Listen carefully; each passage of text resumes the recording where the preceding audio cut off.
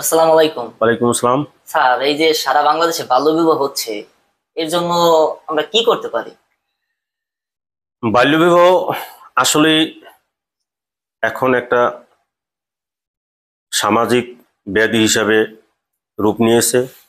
এই বাল্যবিবাহর অভিশাপ থেকে আমাদের মুক্তি পেতে হলে সকল শ্রেণীর নাগরিকদের বিভিন্ন সভা, মিটিং, বিভিন্নভাবে প্রচারের মাধ্যমে সচেতন হতে হবে এবং এই বাল্যবিবাহের কারণে যে অঘটন ঘটছে এই অঘটনকে আমরা বিভিন্নভাবে প্রচারের মাধ্যমে বুঝিয়ে দেব যে আসলেই বাল্যবিবাহ একটা অভিশাপ।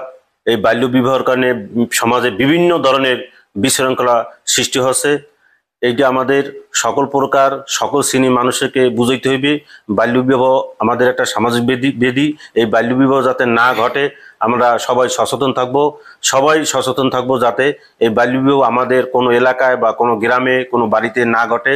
সবসময় সচেতন থাকব, তাইলেই আমরা এই বাল্যবিবাহের অভিশাপ থেকে মুক্তি পেতে পারি। ধন্যবাদ স্যার, আপনার কথা শুনে ভালো লাগলো। আর আমরা চাই যে এলাকায় আর কোনো বাল্যবিবাহ না হোক, এই হলে আমরা প্রতিবাদ চাই স্যার।